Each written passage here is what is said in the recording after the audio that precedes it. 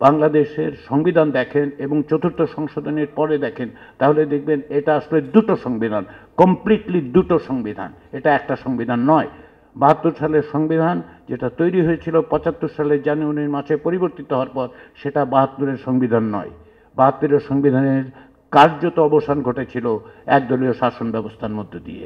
ফলে এর পুনরুদ্ধারের প্রশ্ন যখন ওঠে, তখন তাদের এই প্রশ্ন মোকাবেলা করা জরুরি হয়ে পড়ে যে আসলে প্রকৃতপক্ষে প্রথম কখন বাংলাদেশে ৭২-এর সংবিধানের মর্মবস্তু কাঠামো সমস্তটাকেই ধ্বংস করা হয়েছে।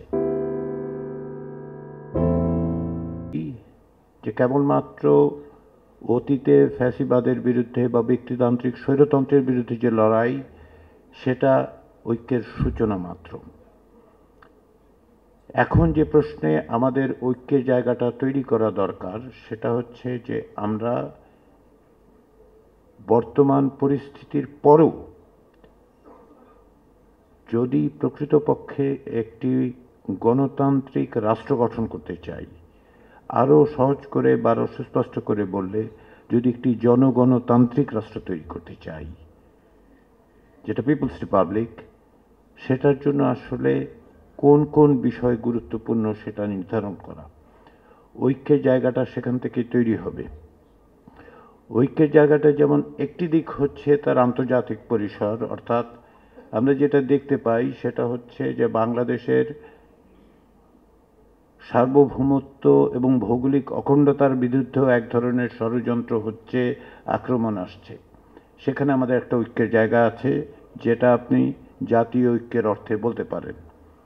কিন্তু তার চেয়েও অন্য যে দিকটা আছে সেটা হচ্ছে অভ্যন্তরীণভাবে যে রাজনৈতিক সংগ্রাম, সেই সংগ্রামের ক্ষেত্রে কোন কোন জায়গায় আমরা ঐক্যবদ্ধ হতে পারি। একটা বড় জায়গা হচ্ছে গভর্নেন্সের জায়গা, আমরা কিভাবে শাসিত হতে চাই। শাসিত শব্দটা অত্যন্ত আপত্তিকর, তা সত্ত্বেও যে জায়গায় আমরা বাংলাদেশের রাষ্ট্রের কোন চরিত্রটা দেখতে চাই, সেটা যদি আমরা নির্ধারণ করতে পারি, তাহলে ঐক্যের জায়গাগুলো আছে। এবং সেই জায়গায় আমি বলি, গত কিছুদিন যাবৎ সংবিধান সংস্কার কমিশনের দায়িত্ব প্রাপ্ত হয়ে আমি এবং আমার কমিশন রাজনৈতিক দলগুলোর কাছ থেকে যে সমস্ত মতামত পেয়েছেন, সিভিল সোসাইটির কাছ থেকে যে সমস্ত মতামত পেয়েছেন, বিভিন্ন সংগঠনের কাছ থেকে যেসব মতামত পেয়েছেন, ব্যক্তিদের কাছ থেকে, প্রায় ১ লাখের বেশি মানুষের কাছ থেকে আমরা বিভিন্নভাবে যে মতামত পেয়েছি, তাতে একটা জিনিস আমার কাছে স্পষ্ট, বাংলাদেশে আসলে রাজনৈতিক দল এবং সিভিল সোসাইটি এবং সাধারণ নাগরিকদের মধ্যে ঐকমত্যের জায়গা অনেক বেশি। ঐকমত্যের জায়গাগুলো খুব বেশি এই অর্থে যে তারা একটি গণতান্ত্রিক ব্যবস্থা চান, নাগরিকের অধিকারের নিশ্চয়তা চান, তারা চান এমন একটি নির্বাচনী ব্যবস্থা যেখানে তার ভোট দেবার অধিকার এবং সেই ভোট নির্ধারক হবে। তারা চান যে জবাবদিহিতার ব্যবস্থা থাকবে, এবং সর্বোপরি তারা যেটা চান সেটা হচ্ছে ক্ষমতার যেন এককেন্দ্রীকরণ না ঘটে। গত ১৫ বছর ১৬ বছরের সবচেয়ে বড় বৈশিষ্ট্যটি হচ্ছে এই যে প্রাতিষ্ঠানিকভাবে এমন ব্যবস্থা তৈরি করা হয়েছিল যেখানে ব্যক্তির হাতে ক্ষমতা কেন্দ্রীভূত হয়েছিল। সেটা অকস্মাৎ হয়নি, অত্যন্ত পরিকল্পিতভাবে প্রাতিষ্ঠানিক সমস্ত ব্যবস্থাকে ধ্বংস করে দিয়েই করা হয়েছিল। তাহলে এই যে জায়গাগুলো, একটি জবাবদিহিমূলক রাষ্ট্র ব্যবস্থা, একটি নির্বাচনী ব্যবস্থা যেটি আসলে জনগণের মতামতের প্রতিফলন ঘটাতে পারে, এমন একটি ব্যবস্থা যেখানে ক্ষমতার এককেন্দ্রীকরণ অসম্ভব হয়ে পড়বে এবং প্রতিষ্ঠানগুলো আসলে সার্বিকভাবে তাদের দায়িত্ব পালন করতে পারবে, এই জায়গাগুলোতে যে ঐকমত্য প্রতিষ্ঠিত হয়েছে, সেই ঐকমত্যের জায়গাগুলোকেই আসলে অগ্রসর করা দরকার। যেটা বিশেষভাবে উল্লেখ করার জায়গা সেটা হচ্ছে রাজনৈতিক দল, সিভিল সোসাইটি, সংগঠন প্রত্যেকেই যে জায়গাটায় এসে দাঁড়াচ্ছেন সেটা হচ্ছে এমন একটি রাষ্ট্র ব্যবস্থা তৈরি করা দরকার, যে রাষ্ট্র ব্যবস্থায় জবাবদিহিতাটা হবে প্রাথমিক ভিত্তি। কেননা জবাবদিহিতা না থাকলে আপনি কোনো অবস্থাতেই আসলে একটা মানুষের মানবিক মর্যাদা আপনি প্রতিষ্ঠা করতে পারবেন না। জবাবদিহির প্রাতিষ্ঠানিক কাঠামো থাকবে। তার একটা হচ্ছে এই যে আপনি সরকার কিভাবে গঠন করছেন, তার একটা হচ্ছে যে আইনি সবার মধ্যে কি করে আপনি জবাবদিহিতার ব্যবস্থা করছেন, আপনি কি করে নির্বাহী বিভাগের সঙ্গে আইনসভার কিংবা বিচার বিভাগের সম্পর্ক নির্ধারণ করছেন, বিচার বিভাগ কতটা স্বাধীন আছে যে আসলে নাগরিকের হয়ে নির্বাহী বিভাগকে প্রশ্ন করতে পারে। এগুলি হচ্ছে প্রাতিষ্ঠানিক দিক।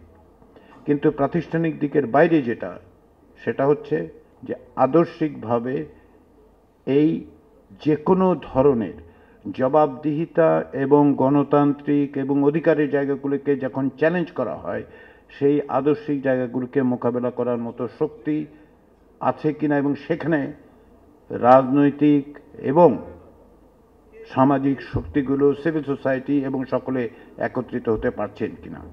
আজকের প্রশ্ন এই জায়গাটাতে। ঐক্যের প্রশ্ন যখন বলা হচ্ছে, তখন ঐক্যটা হচ্ছে একাধারে প্রতিষ্ঠানগুলোর ব্যাপারে, তৈরি করার ব্যাপারে সকলের একমত হওয়া, যার অধিকাংশই প্রকৃতপক্ষে আছে। বাকিটা হচ্ছে যে আদর্শিকভাবে বাংলাদেশে যেন আরেকবার স্বৈরতান্ত্রিক ব্যবস্থা তৈরি হওয়ার পথ পদ্ধতি না থাকে, সেই জায়গায় ঐক্যমত্যটা তৈরি করা। তারই ভিত্তিতে আসলে সংস্কারের জায়গাটা আপনাকে বিবেচনা করতে হবে। সংস্কার বলতে আমরা কি বুঝবো? সংস্কার মানে কি প্রাতিষ্ঠানিক সংস্কার শুধু? সংস্কারের একটি দিক হচ্ছে প্রাতিষ্ঠানিক, অবশ্যই প্রতিষ্ঠান, আইন কানুন, মুশতাক খান সেটা উল্লেখ করেছে। কিন্তু আইন কানুনই যথেষ্ট নয়, প্রতিষ্ঠান নিজে সবকিছুর নিশ্চয়তা দিতে পারে না। এই কারণেই অনেকেই শুধু, যেমন ধরুন নির্বাচনী ব্যবস্থা সংস্কারের কথা বলা হচ্ছে সংবিধান সংস্কারের কথা, অন্যান্য বিষয়ও আছে। আপনি একটি ভালো সংবিধান রচনা করাই যথেষ্ট নয়। একটি ভালো সংবিধান তৈরি করলেই যে আপনি গণতান্ত্রিক অধিকারগুলো নিশ্চিত করতে পারবেন তা কিন্তু নয়। কারণটা হচ্ছে এই যে আপনি ওই সাংবিধানিক ব্যবস্থাকে রাজনৈতিক সংস্কৃতিতে পরিণত করতে পারছেন কিনা, এবং সেই দায়িত্বটা শুধু রাষ্ট্রের নয়। যদিও এখন অন্তর্বর্তী সরকার এই সংস্কারগুলোর কথা বলছে এবং সূচনা করছে, কিন্তু প্রকৃতপক্ষে সংস্কার প্রক্রিয়া অগ্রসর হবে তখনই যখন রাজনৈতিক শক্তিগুলো এই বিষয়ে একমত হবেন এবং এগুলোকে এগিয়ে নিতে দৃঢ় সংকল্পবদ্ধ হবেন। সমাজের অন্য শক্তিগুলোর ভূমিকা অবশ্যই থাকবে, কিন্তু শেষ পর্যন্ত আপনি যখনই শাসনের কথা বিবেচনা করেন গভর্নেন্সের অর্থে, তখন সবচেয়ে বড় জিনিস হচ্ছে প্রথম স্টেক হোল্ডার যাদেরকে আমরা বলি, তারা হচ্ছে নাগরিক। নাগরিকদের আপনি সংযুক্ত করতে পারছেন কি পারছেন না। আর দ্বিতীয় যেটা, সেটা হচ্ছে নাগরিকদের সংযুক্ত করার সবচেয়ে বড় শক্তিটি হচ্ছে রাজনৈতিক দল। ফলে সংস্কার প্রক্রিয়ার ক্ষেত্রে একদিকে যেমন প্রাতিষ্ঠানিক সংস্কারের কথা আসছে, পাশাপাশি রাজনৈতিক সংস্কৃতি সংস্কারের প্রশ্নটাও আপনারা বিবেচনা করুন। সেটা অন্তর্বর্তী সরকারের দায়িত্ব নয়, আসলে রাষ্ট্রেরও দায়িত্ব নয়, এটা রাজনৈতিক শক্তির দায়িত্ব যে আপনি ওই রাজনৈতিক সংস্কৃতি মোকাবেলা করবেন কিনা, ওই রাজনৈতিক সংস্কৃতি তৈরি করবেন কিনা যে রাজনৈতিক সংস্কৃতি প্রকৃতপক্ষে জবাবদিহিতাহীন এক ব্যক্তিকেন্দ্রিক শাসনের পথ উন্মুক্ত করে। এটা কেবলমাত্র সংবিধানের মধ্যে দিয়ে হয়নি। যদিও এটা সত্য যে গত 13 বছর যাবৎ যে পরিস্থিতি, গত 16 বছর যাবৎ যে পরিস্থিতির মধ্যে দিয়ে বাংলাদেশ গেছে, যে ব্যক্তিতান্ত্রিক স্বৈরতন্ত্র প্রতিষ্ঠা করা হয়েছে, তার একটা ভিত্তি হচ্ছে সংবিধান। কারণ সংবিধানের মধ্যে এই পথটা ছিল। এই পথটা কেবল গত 15-16 বছরে ছিল তা নয়। বাংলাদেশের সংবিধানের 1972 সালে যে সংবিধান প্রণীত হয়েছিল, তার মধ্যেই আসলে সাংবিধানিক একনায়কত্বের প্রতিষ্ঠার পথ ছিল। তার সবচেয়ে বড় উদাহরণ হচ্ছে যে 1975 সালে এই বাংলাদেশে জনগণের ম্যান্ডেট ছাড়া সংবিধান পুনর্লিখন করে এক দলীয় শাসন তৈরি করা হয়েছিল। ওইটা ওই সংবিধানের মধ্যেই ছিল। সংবিধান সেই ব্যবস্থা করেছে এবং সেটা করা হয়েছে এই দেশে। দ্বিতীয়বার আমরা সংবিধানের পুনর্লিখন দেখতে পেয়েছি পঞ্চদশ সংশোধনীর মধ্য দিয়ে, যদিও তাদেরও ওই সংসদেরও এই ম্যান্ডেট ছিল না। আমি পুনর্লিখন শব্দটা ব্যবহার করে অনেকে অবাক হবেন, আমি জানি, কিন্তু প্রকৃতপক্ষে আপনি যদি 1975 সালের জানুয়ারি মাসের বাংলাদেশের সংবিধান দেখেন এবং চতুর্থ সংশোধনের পরে দেখেন, তাহলে দেখবেন এটা আসলে দুটো সংবিধান, কমপ্লিটলি দুটো সংবিধান, এটা একটা সংবিধান নয়। 72 সালের সংবিধান যেটা তৈরি হয়েছিল 75 সালের জানুয়ারি মাসে পরিবর্তিত হওয়ার পর, সেটা 72-এর সংবিধান নয়। 72-এর সংবিধানের কার্যত অবসান ঘটেছিল একদলীয় শাসন ব্যবস্থার মধ্য দিয়ে। ফলে এর পুনরুদ্ধারের প্রশ্ন যখন ওঠে, তখন তাদের এই প্রশ্ন মোকাবেলা করা জরুরি হয়ে পড়ে যে আসলে প্রকৃতপক্ষে প্রথম কখন বাংলাদেশে 72-এর সংবিধানের মর্মবস্তু, কাঠামো সমস্তটাকেই ধ্বংস করা হয়েছে। একইভাবে পঞ্চদশ সংশোধনীর মধ্য দিয়ে যে রাষ্ট্র কাঠামো তৈরি করা হয়েছে, তার একটা উদাহরণ আমি দিলে আপনি বুঝতে পারবেন। সেটা হচ্ছে যে কোনো অবস্থাতেই, কোনো দেশে, কোনো পরিস্থিতিতেই এই রকম ব্যবস্থা থাকতে পারে না। কোনো সংসদ কোনো অবস্থাতেই এটার্নিটি ক্লজ 1/3 একটা সংবিধানের করে দিতে পারে না। এই কারণে যে আপনি যখনই সংসদে আপনি নির্বাচিত করছেন কাউকে, তো একটা নির্দিষ্ট সময়ের জন্য করছেন। সেই নির্দিষ্ট সময়ের পরে অন্য সময়ের যারা পরে নির্বাচিত হবেন তাদের জন্য কোনো অবস্থাতেই এই সংসদ সদস্যরা বলে দিতে পারেন না যে আপনি কি কি করতে পারবেন না। কেননা জনগণের ম্যান্ডেট তারা পেলে যে কোনো কিছু তারা করতে পারবেন। বেসিক স্ট্রাকচারের নামে পঞ্চদশ সংশোধনের মধ্যে দিকগুলো করা হয়েছে। এই প্রসঙ্গগুলো তুলছি আমি এই কারণে যে যখনই আমরা বলবো যে প্রাতিষ্ঠানিক কাঠামোগুলো আমরা তৈরি করব, সাংবিধানিক বিধিবিধানগুলো আমরা তৈরি করব, পাশাপাশি আমাদের এটাও মনে রাখতে হবে যে এই বিধিবিধানগুলো রক্ষার দায়িত্ব হচ্ছে রাজনৈতিক শক্তির, জনগণের সম্মিলিত সংগঠিত শক্তি।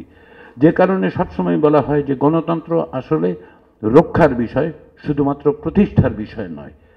যতক্ষণ না পর্যন্ত গণতন্ত্র রক্ষার জন্য প্রতি মুহূর্তে প্রতিদিনের সংগ্রামে আপনি যুক্ত থাকতে পারবেন, আমরা যুক্ত থাকতে পারবো, ততক্ষণ পর্যন্ত কেবলমাত্র প্রাতিষ্ঠানিক ব্যবস্থায় হবে না। সে কারণে দ্বিতীয় প্রশ্ন যেটা এখানে আছে, আমি যেদিকে আপনাদের মনোযোগ আকর্ষণ করার চেষ্টা করছি সেটা হচ্ছে এই যে সংস্কার বললেই যেভাবে বিবেচনা করা হচ্ছে, প্রাতিষ্ঠানিক সংস্কার, সাংবিধানিক সংস্কার, নির্বাচন ব্যবস্থার সংস্কার, এগুলি যথেষ্ট হবে না যদি না পর্যন্ত রাজনৈতিক সংস্কৃতির পরিবর্তনের ক্ষেত্রে এই সংস্কারের বিষয়টা আপনারা বিবেচনা করেন।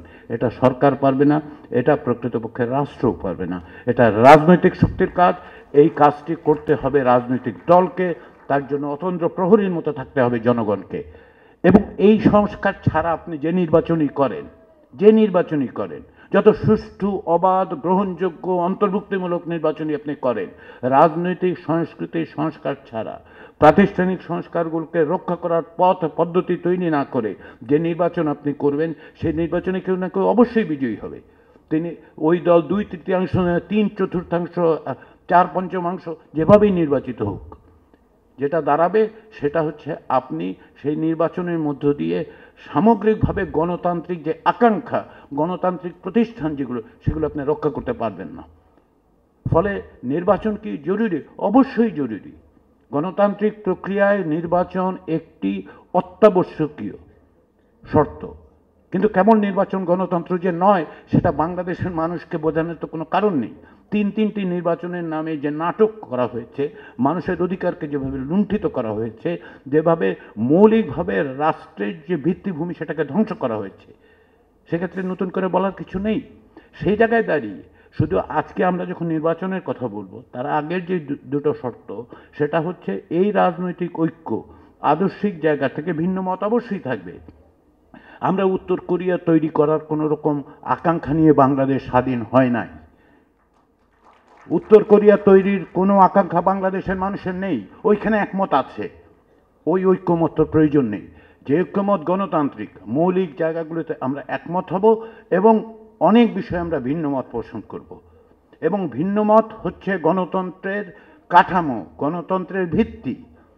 তাহলে আসুন আমরা ভিন্ন মতের জায়গাগুলো যেমন আমরা চিহ্নিত করি, প্রতিদিন বলি, তেমনিভাবে চিহ্নিত করি আসলে ঐক্যমতের জায়গাগুলো কোথায়। ঐক্যমতের জায়গাগুলোকে সামনে রেখে আমাদের অগ্রসর হতে হবে এবং সেটা সম্ভব। এই কারণে আমি বললাম যে বাংলাদেশে এই সংবিধান সংস্কার কমিশনের দায়িত্বে থাকার কারণে সিভিল সোসাইটি এবং অন্যদের সমস্ত কিছু পাঠ করার পর আমাদের কাছে মনে হয়েছে যে আসলে ঐকমত্যের জায়গাগুলো আছে, আসুন সেগুলো আমরা শক্তিশালী করি।